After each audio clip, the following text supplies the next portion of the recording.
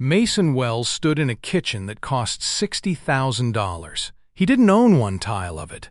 The marble had come from a supplier 2 states away. The cabinets were custom, hand-fitted, soft close on every single drawer. He'd built it plank by plank, measurement by measurement, over 6 long weeks. The client walked through slow, running her palm along the countertop. "It's perfect," she said, not really looking at him. Mason nodded. He always nodded. That was part of the job. You didn't just build the kitchen. You built the feeling that came with it. Her husband shook his hand on the way out. "You're the guy everybody's using this year," he said. Mason smiled the way he always did, easy, like it cost him nothing. It cost him plenty. He drove home in a truck that wasn't fully paid off, past the gas station, past the diner he used to eat at before he started counting every dollar twice. His own kitchen was smaller, a lot smaller. The faucet had been dripping for 3 years, and he still hadn't fixed it. Not because he couldn't, because fixing it meant admitting why he hadn't already.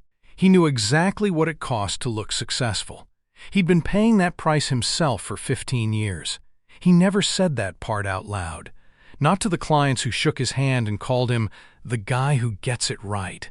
Not to Renee. He got it right for everyone but himself.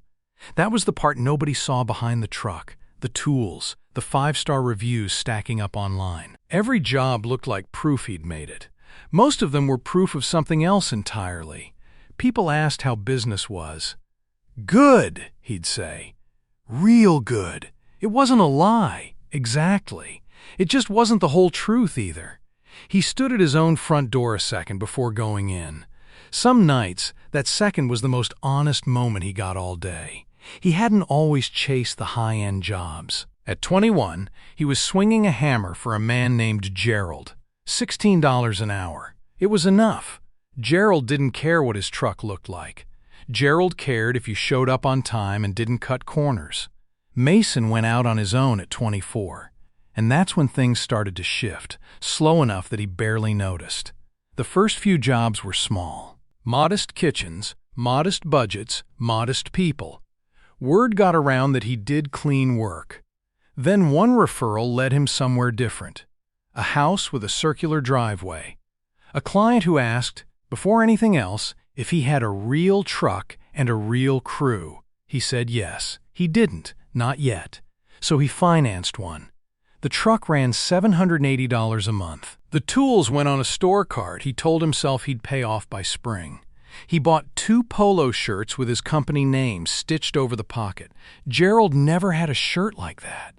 Gerald never landed jobs like this, either. It worked. The bigger clients came. The bigger jobs came with them, and so did the bigger bills. Nobody asked to see his own bank statement before they hired him. They just looked at the truck, the shirts, the way he carried himself on a walkthrough. That was the whole transaction, most days, before a single nail went in. He told himself it was an investment.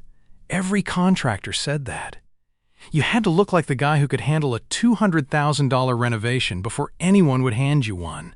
He believed it, mostly, for a long time. 11 years later, standing in a client's marble bathroom, he ran a hand along tile he hadn't chosen. Tile he couldn't afford, either. And finally did the math he'd been avoiding. He was 3 months behind on the truck that got him, the job that paid for the truck. He almost laughed. He didn't. At the kitchen table that night, Mason laid it all out, invoices on one side, bills on the other. 2 stacks that were never supposed to look this uneven. The business had grown. Anyone looking in from outside would have said he'd made it. New truck, steady referrals, a crew of 2 he could actually pay. But growth had a way of hiding things. A second set of tools for the crew, an extra insurance bump, a logo redesign he hadn't needed but ordered anyway. The old one looked like it belonged to a smaller guy. He told himself the debt was the cost of scaling up. $19,000 on the cards, and every dollar of it, he figured, went back into the business somehow. That was the story he told Renee.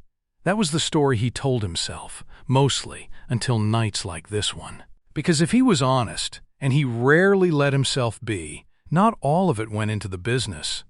Some of it went into looking like a man who didn't need to worry. Didn't need to worry about $19,000 in the first place. Dinners with clients he didn't have to take.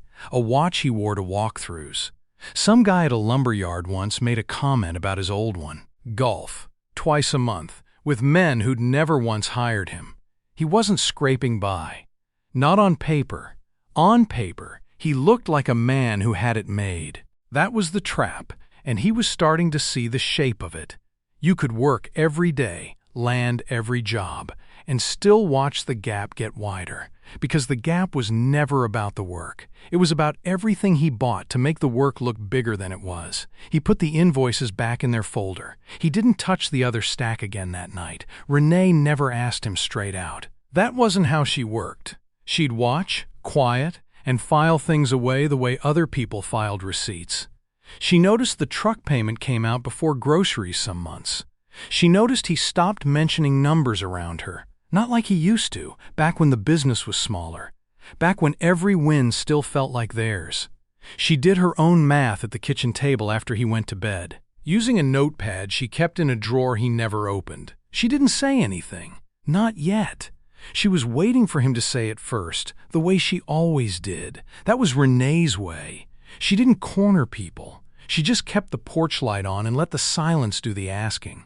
A week later, Mason was on a walkthrough for a bathroom remodel 2 streets over from the marble kitchen job. The client, a woman named Diane, was talking to her husband while Mason measured the tub deck. "We don't finance anything," Diane said, laughing a little. "Cash or we don't buy it. That's just how we live." She wasn't talking to Mason. She probably didn't even know he could hear her, but it landed like she'd said it straight to his face. He kept measuring. His hand didn't shake. Not exactly, but something in his chest did. Cash, or we don't buy it. He thought about the truck. He thought about the watch, the polos, the logo he didn't need. He thought about Renee's notepad, the one he pretended not to know about. That was the first time the shape of it had a name he couldn't avoid anymore. He'd spent 15 years financing the look of a man who didn't need to finance anything. He finished the walkthrough. He didn't say a word to Diane about what she'd said, but he didn't forget it either, not for a long time after. Driving home, he passed the lumberyard, the one where he'd bought the watch strap, just to look right for a walkthrough nobody even remembered a week later. He kept driving. He didn't stop. A week after the walkthrough with Diane, Mason was still turning her words over. He took a call he'd normally have passed off to his crew. The referral came from a plumber, not a client. A small job. A widow, 2 streets past the edge of the nice part of town. Her name was Eleanor. She met him at the door in a cardigan, sleeves pushed up, already talking about the stove. "Nothing fancy," she said. "I just want the burners to light without me having to fight them." Mason walked the kitchen with his tape measure out of habit. Laminate counters. A single basin sink. Cabinets from another decade, still solid. He started in on the pitch he gave everyone. Quartz, maybe. A backsplash that would really finish the room. Eleanor cut him off, gentle but sure. "I don't need it to impress anybody, honey. I need it to work." He stopped talking. Not because she was rude. She wasn't, not even close. Because nobody had ever said that to him before, not so plainly. Something about it sat wrong in his chest, the good kind of wrong. Like a window opening in a room he hadn't known was stuffy. He gave her the honest bid. No upgrade he didn't believe she needed. No line item for looking impressive.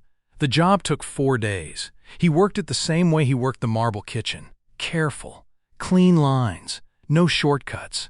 At the end, Eleanor made him coffee and sat with him at her new counter for a minute. She didn't ask what he charged other people. She didn't ask about the truck outside or the shirt with his logo on it. She just asked if he'd eat a piece of pie before he went. Driving home, Mason kept thinking about that. Not the pie. The rest of it. Somewhere in his glove box was a flyer for the same marble supplier he'd used on the $60,000 job. He hadn't looked at it in months. He wasn't even sure why he still carried it. 15 years, and the client who rattled him the most just wanted a stove that worked. Nothing else. Nothing to prove. That night, Mason didn't go straight inside. He sat in the driveway with the engine off, Glovebox open. The flyer was right where he'd left it.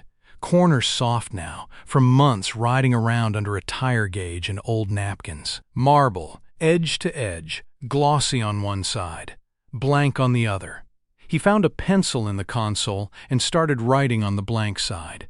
Not invoices, not client numbers. His own. The truck.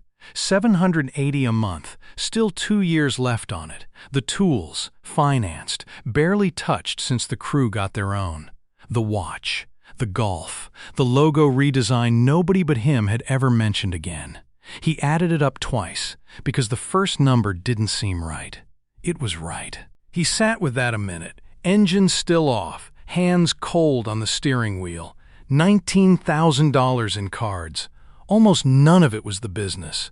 Almost all of it was him, trying to look like a man who didn't need to worry about $19,000. He thought about Gerald and the $16 an hour. How Gerald never once seemed like he was missing anything. He thought about the toolbox Gerald used to keep in the bed of his old pickup. Dented, rusted at the corners, older than Mason himself. Gerald had never once apologized for it, and never once lost a client over it either. Mason had told himself for 15 years that this was just the cost of doing business. The truck, the shirts, the watch. Sitting there in the dark, pencil in hand, he finally let himself see it for what it was. It wasn't the cost of doing business. It was the cost of being looked at a certain way. And he'd been paying it every month, whether the work was there or not. He folded the flyer back along its worn crease. He didn't put it in the glove box this time. He carried it inside, into the kitchen, where Renee was still up, a mug going cold in front of her. She looked at the folded paper in his hand before she looked at his face. "Is that what I think it is?" she said. It wasn't really a question. "Yeah," Mason said. "It is." He sat down across from her and unfolded the flyer, numbers facing up. Renee looked at it for a long moment. Then she got up and walked to the drawer, the one she thought he didn't know about. She set her own notepad down next to his flyer. The numbers weren't identical. They were close enough. "I've had this since spring," she said. "I was waiting for you to bring it to me first." Mason didn't say anything for a while. There wasn't a good place to start. "I thought I was building something," he finally said. "You were," Renee said. "Just not the thing you meant to." That was the part that stayed with him. 15 years of financing a truck, a watch, a logo, dinners with men who never once became clients. 15 years of looking like a man who'd made it, instead of quietly becoming one. The money was never really the cost. The years were. He called the leasing company that week. Traded the truck for an older one, paid for in full, nothing shiny about it. The guy at the lot asked if he wanted to look at anything with a little more chrome. Mason said no, he'd take the plain one. It ran fine. That was the whole point now. Sold the watch to a guy 2 towns over who didn't ask why. Let the golf membership lapse and didn't renew it. The crew kept the tools they actually used. Everything else went, piece by piece, over that summer. For the first time in years, the invoices started outrunning the bills instead of the other way around. He didn't buy anything new to celebrate it. Once the cards were clear, they started saving toward something else. He and Renee put $6,000 toward a down payment. A small duplex, 2 blocks from Eleanor's old street. Nobody admired it. Nobody was supposed to. It just sat there, rented, boring, paying for itself a little more every month. Mason kept the flyer, not in the glove box anymore, in a drawer at home now. Somewhere he could find it, if he ever needed reminding. Reminding him what 15 years of looking successful had actually cost. 6 years later, Mason still built kitchens that cost more than most people's cars. He still drove clients through marble showrooms, still nodded when they said, "It's perfect," still meant it, mostly when he told them the work would hold up. Just last month, a client's husband shook his hand on the way out. "You're the guy everybody's using this year," he said. Same words, almost the same driveway.